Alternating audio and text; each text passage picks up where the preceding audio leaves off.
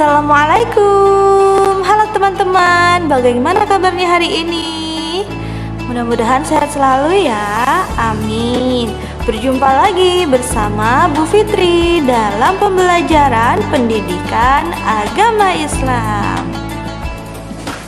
Kita berdoa terlebih dahulu ya sebelum belajar. Yuk kita berdoa bersama-sama. Diangkat tangannya. A'udzu billahi minasyaitonir rajim. Bismillahirrahmanirrahim. Raditu billahi rabba wa bil islami dina wa bi Muhammadin nabiyya wa rasulah. Rabbi zidni ilman warzuqni fahman. Amin ya rabbal alamin. Terima kasih teman-teman yang sudah berdoa bersama Bu Fitri. Hari ini kita akan sama-sama belajar tentang kisah keteladanan Nabi Syuaib alaihi salam. Nah teman-teman, apakah ada yang sudah pernah mendengar kisah Nabi Syuaib? Nabi Syuaib diutus untuk mendakwahi penduduk Madian yang terkenal dengan sebutan Ashabul Aikah, yaitu kaum penyembah pepohonan yang lebat. Nah, seperti apa ya kisahnya? Yuk kita simak bersama-sama.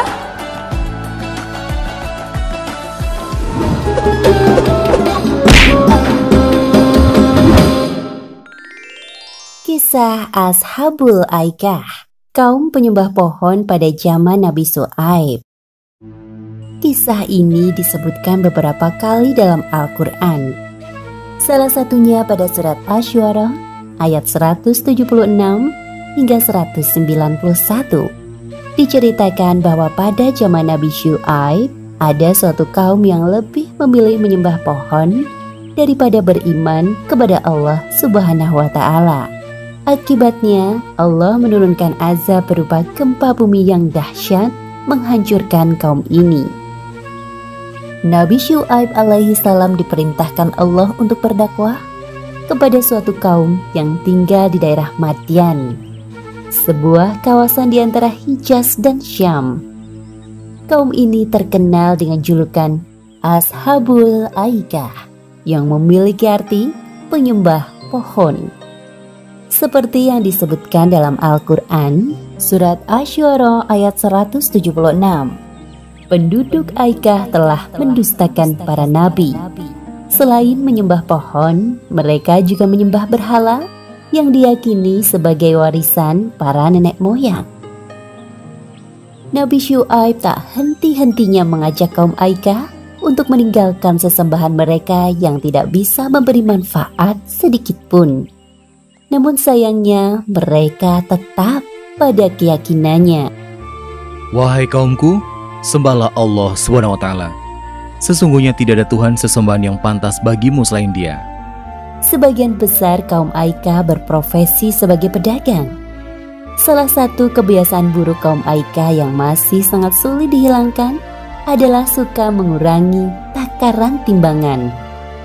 Ketika tiba musim panen, mereka membeli barang sebanyak-banyak dengan harga yang sangat murah untuk disimpan di gudang. Sebaliknya, saat datang musim paceklik, mereka akan mencekik pembeli dengan menaikkan barang dengan harga yang tinggi. Wahai penduduk Aikah, hentikanlah kebiasaan mengurangi hak orang lain dalam timbangan kalian. Sesungguhnya, perbuatan itu sangat dibenci oleh Allah. Padahal Allah SWT telah memberikan kalian kehidupan yang makmur. Seharusnya kalian mengucap syukur atas limpahan nikmatnya. Seperti yang disebutkan dalam Al-Quran, surat Hud ayat 85. Dan wahai kaumku, penuhilah takaran dan timbangan dengan adil. Dan janganlah kamu merugikan manusia terhadap hak-hak mereka. Dan jangan kamu membuat kejahatan di bumi dengan membuat kerusakan. Wahai Syuaib, Apakah Tuhanmu yang menyuruhmu untuk melarang kami mengelola harta sesuai cara yang kami kehendaki? Wahai kaumku, aku hanya bermaksud untuk memperbaiki perbuatan keji kalian selama masih diberi kemampuan. Semua petunjuk yang aku ikuti hanya dari Allah. Hanya kepadanya aku bertawakal dan kepadanya pula aku kembali. Jadi, sekarang engkau juga menyuruh agar meninggalkan sesembahan para nenek moyang kami? Tidak semudah itu, wahai Syuaib. Wahai kaumku, sesungguhnya aku lebih khawatir kepada kalian. Jika kalian tetap tidak mau beriman kepada Allah, Allah akan menimpakan azab yang pedih. Ingatkah kalian siksaan yang ditimpakan Allah kepada kaum Nuh, Hud, Saleh, bahkan kaum Lut, nenek moyang kalian sendiri? Apa yang engkau bicarakan, wahai Syuaib? Itu hanya cerita dongeng pengantar tidur yang sulit kami percaya. Mendengar hal itu, Nabi Syuaib merasa sedih. Beliau terus memikirkan nasib kaumnya yang sangat sulit untuk diajak berbuat kebaikan. Namun begitu, beliau tidak putus asa. Nabi Syuaib terus berdoa kepada Allah agar kaumnya segera diberikan hidayah. Ya Allah, bukakanlah pintu hati mereka agar mau mengikuti ajaranku. Di antara kaum Aika yang menentang ajaran Nabi Syuaib, ada sebagian orang yang mulai menyadari kesalahannya. Sepertinya apa yang dikatakan Nabi Syuaib itu ada benarnya. Ya, aku juga merasa begitu. Apa sebaiknya kita tinggalkan saja berhala-berhala itu? Lebih baik kita datang menemui Syuaib agar mendapatkan pencerahan darinya. Tepat sekali, ayo kita menemuinya. Ketika kaum Aikah mengetahui ada sebagian dari mereka yang mengikuti ajaran Nabi Syuaib, mereka sangat marah. Mereka sengaja menghalangi orang-orang yang menuju rumah Nabi Syuaib. Hinaan dan cacian keluar dari mulut mereka. Wahai Syuaib, pergilah engkau dari negeri Madayan bersama pengikutmu. Kami tetap tidak akan menyembah Allah. Jikalau benar engkau seorang Rasul, maka mintalah kepada Allah menurunkan azab itu. Hahaha.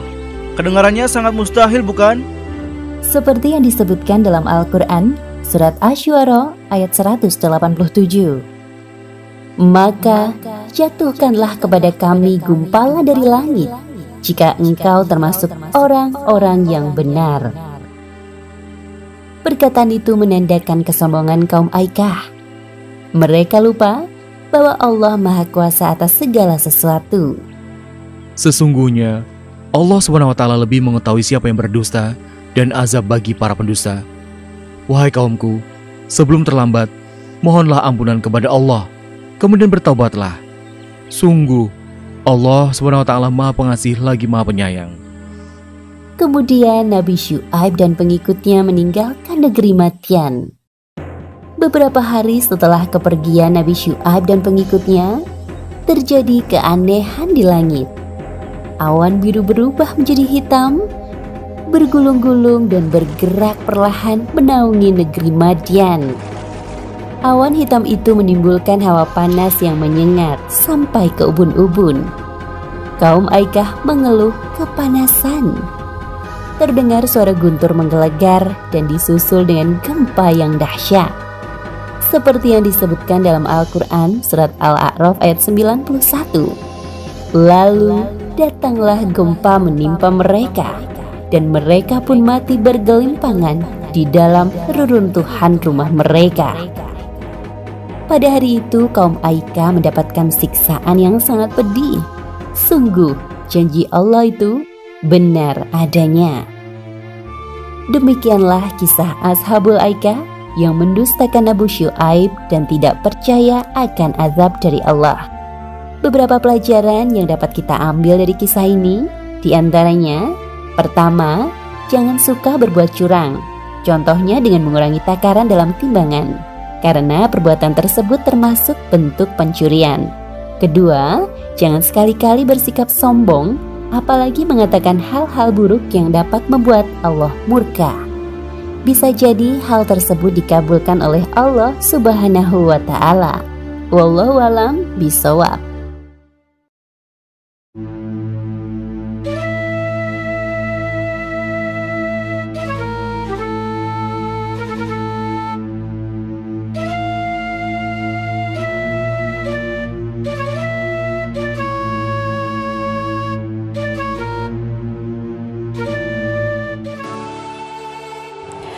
demikian kisah keteladanan Nabi Syuaib alaihi salam. Nah, untuk tugas hari ini, teman-teman silakan menceritakan kembali secara singkat kisah keteladanan Nabi Syuaib. Bu Fitri contohkan dulu ya. Kisah keteladanan Nabi Syuaib alaihi salam. Nabi Syuaib adalah putra dari Mikail bin Yakshan. Beliau diutus untuk menjadi nabi setelah Nabi Lut. Nabi Syuaib diberi gelar Khotibul Anbiya, artinya juru bicara para nabi, karena beliau fasih berbicara, bertutur kata halus, dan lugas dalam menyampaikan sesuatu. Nabi Syuaib diutus untuk mendakwahi penduduk Madian yang terkenal dengan sebutan Ashabul Aikah, yaitu kaum penyembah pepohonan lebat yang dikelilingi semak belukar. Mereka juga suka mengurangi timbangan dan takaran dalam berdagang. Nabi Syuaib alaihissalam selalu mengingatkan kaumnya agar mereka hanya beribadah kepada Allah Subhanahu wa Ta'ala. Namun penduduk Madian menganggap bahwa Nabi Syuaib alaihissalam hanya membawa kabar bohong. Mereka meminta bukti. Tibalah hari Zulah yang diminta. Pada hari itu Allah menurunkan hawa panas selama 7 hari berturut-turut.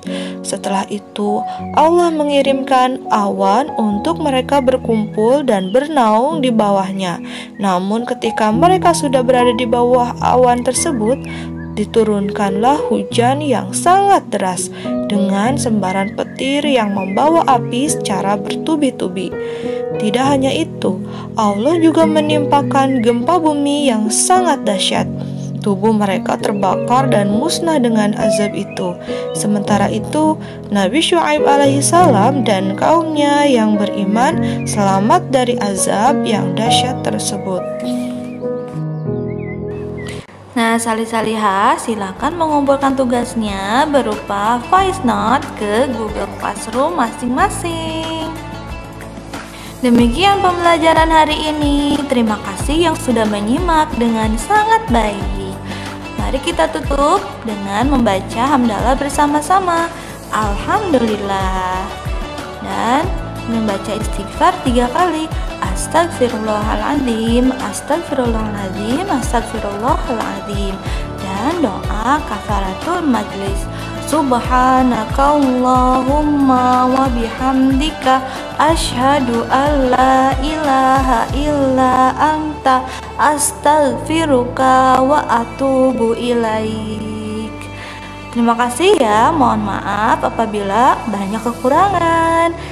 Sampai ketemu lagi di pembelajaran selanjutnya. Wassalamualaikum warahmatullahi wabarakatuh.